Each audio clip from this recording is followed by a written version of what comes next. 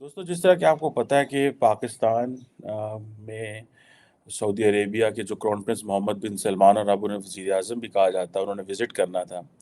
लेकिन वो विज़िट नहीं कर पा रहे, उसकी कुछ वजूहात बताई जा रही हैं। आपको पता है यार, लास्ट टाइम जब मेरी आपसे बात हुई थी, तो ये डिस्कशन हुई थी कि पाकिस्तान क्यों इतना शोर मचा रहा है मोहम्मद बिन सलमान के विज़िट का, और भारत जो है वो क्यों इतना खामोश है, और वो क्यों कह रहा है कि हम जो है उनकी विज़िट की जो डेट्स हैं वो बाद में बताएँगे।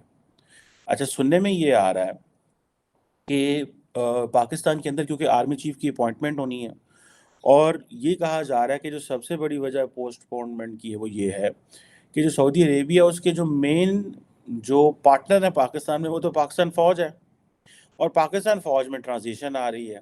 सो this is not the right time to come to Pakistan. ये है, this is being considered a central reason. अब अगर 21 या 22 नवंबर को मोहम्मद बिन सलमान साहब ने पाकिस्तान आना था, अब 29 नवंबर को 29th को पाकिस्तान में आर्मी चीफ जो है वो चेंज हो रहा है। सो ये एक सवाल इमर्ज करता है कि पाकिस्तान में डेमोक्रेट्स की क्या वैल्यू है? पाकिस्तान में सियासी हुकूमतों की क्या वैल्यू है? अगर यही चीज़ देख के मोहम्मद बिन सलमान पाकिस्तान नहीं आ रहे। उधर आप देखें कि भारत ने क्या किया, कि भारत ने ज़िक्र ही नहीं किया कि वो आ रहे हैं कि नहीं आ रहे। और मैंने जैसे पहले कहा था कि मोहम्मद बिन सलमान का जो विज़िट है that is for the political stability. अब देखिए ना, एक तरफ तकरीबन सुनने में आ रहा है कोई $13 बिलियन का पैकेज लेके आ रहे थे। ठीक है जनाब। अब $13 बिलियन का पैकेज है, डिफरेंट उसकी शक्लें हैं, कोई एक वो उस सेंस में नहीं आ रहा। लेकिन वो $13 बिलियन फॉर अ मोमेंट तो गए आपके, क्योंकि एक तरफ तो ये चीज़ है। दूसरी तरफ चीज़ ये है, अब जैसे आप ये कह लें कि पाकिस्तान के अंदर फॉरेन एक्सचेंज रिज़र्व है नहीं है, बाहर से हमें पैसा चाहिए। इंटरनली इमरान खान सड़कों पे आ रहे हैं। और आपको मज़े की बात बताऊँ, दूसरी जो बड़ी लॉजिक दी जा रही है, वो यही दी जा रही है क्योंकि पाकिस्तान के अंदर पॉलिटिकल स्टेबिलिटी है, नहीं है। तो इस वजह से वो समझते हैं कि अगर मैं इस वक़्त आता हूँ और सड़कों पे एहतजाज हो रहा होगा, तो इस गवर्नमेंट की क्या क्रेडिबिलिटी है, और ये मुझे किस मुँह से रिसीव करेंगे? और वो ये कि जी हमारे जो एक क्रिकेटर हैं शोएब मलिक साहब, जी हाँ, ये आप देख रहे हैं शोएब मलिक साहब और इनकी शादी जो है वो हुई है सानिया मिर्ज़ा से जो कि इंडियन टेनिस प्लेयर हैं। ये देखिए सानिया को भी सभी लोग जानते हैं बल्कि मेरा ख़्याल है कि शोएब मलिक से ज़्यादा सानिया जो है वो पाकिस्तान में और हर जगह पे फ़ेमस हैं। इन दोनों के बीच में सुना है कि डिवोर्स होने जा रही है, दोनों के रिश्ते जो हैं वो कुछ खराब हो गए हैं और उसका रीज़न बताया जा रहा है अ, आयशा उमर को। जी हाँ, आयशा उमर एक हमारे यहाँ की टीवी एक्ट्रेस हैं, मॉडल भी हैं और कुछ दिन पहले आयशा उमर के साथ जो है वो शोएब मलिक साहब ने कुछ मॉडलिंग वगैरह भी की थी और सुना ये जा रहा है कि इनका बड़े ज़ोरदार और बहुत ज़्यादा जिसे कहते हैं ना बड़ा वो जी अफ़ेयर चल रहा है और कूची कू वाला अफ़ेयर बिल्कुल जी और इस वजह से सानिया मिर्ज़ा और शोएब मलिक के बीच में जो है वो कुछ खटपट चल रही है और कहा ये जा रहा है कि शोएब मलिक सानिया मिर्ज़ा को छोड़कर आयशा मलिक जो है उनसे शादी करने जा रहे हैं। अब सॉरी आयशा उमर से शादी करने जा रहे हैं। अब देखते हैं कि ये न्यूज़ कहाँ तक सही साबित होती है। वैसे ऐसा होना तो नहीं चाहिए क्योंकि ज़ाहिर है कि ये एक बहुत अजीब-सा इश्यू बन जाएगा पाकिस्तान और भारत के बीच में। भाई आ गया सवाल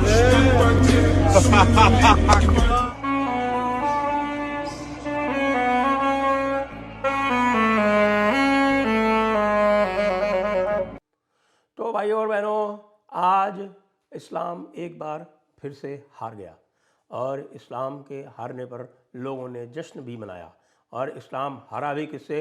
इस्लाम हारा उस इंग्लैंड से जिसका प्राइम मिनिस्टर इस समय एक हिंदू है, यानी कि ऋषि सुनक है।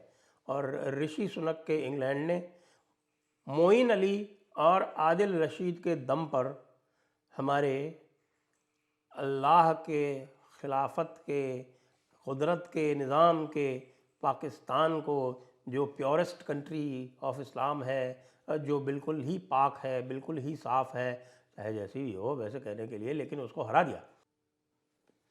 मैं हूँ बाबर आज़म, यानी पाकिस्तान का बाबर आज़म। अल्हम्दुलिल्लाह हम हार्डिंग करते हैं और अल्लाह जो है वो उसका हमको फल देता है। लेकिन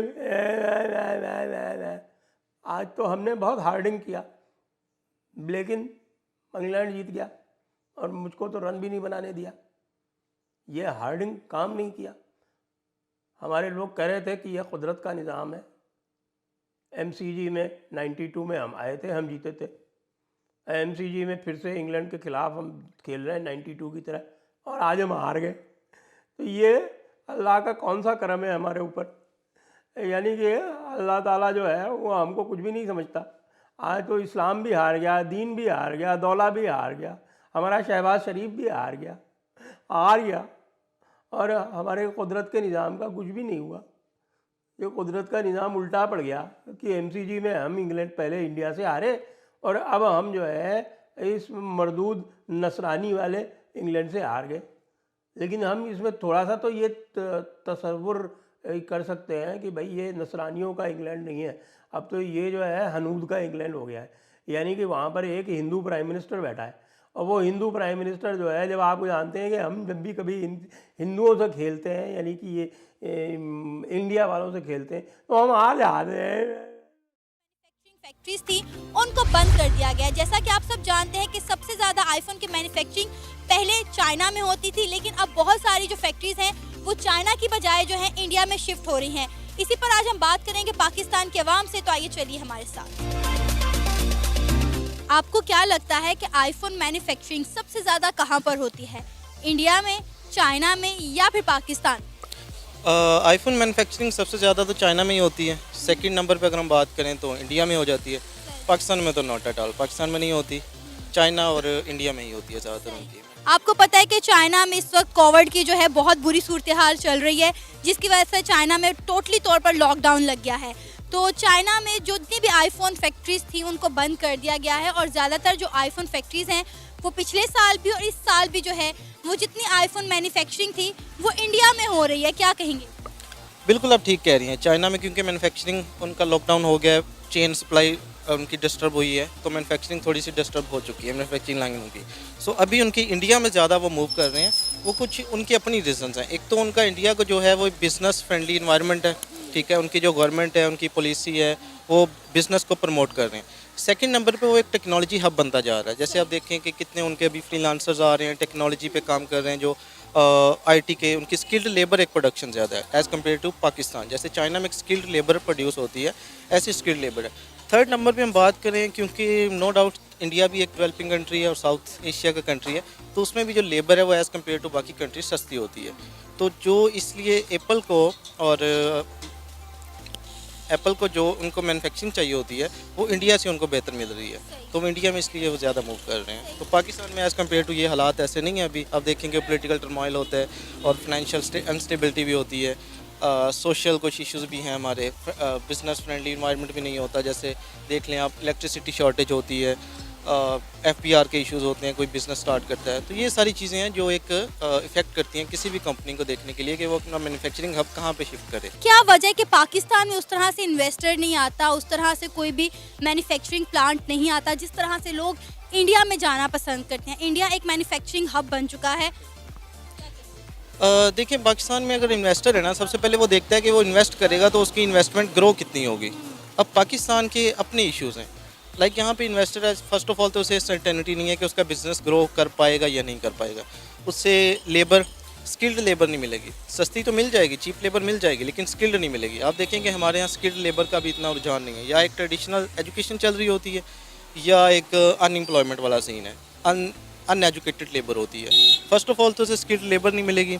सेकेंडली आप देखें कि हमारा गवर्नमेंट की पॉलिसीज़ वो बिज़नेस फ्रेंडली नहीं है। अभी भी रिसेंटली आपने देखा कि कैसे बिज़नेस कम्युनिटी एहतजाज कर रही होती है, कभी फैसलाबाद वाले कि हमें गैस सप्लाई करें, हमें बिजली के टैरिफ्स में हमें टैक्स ना ऐड करें।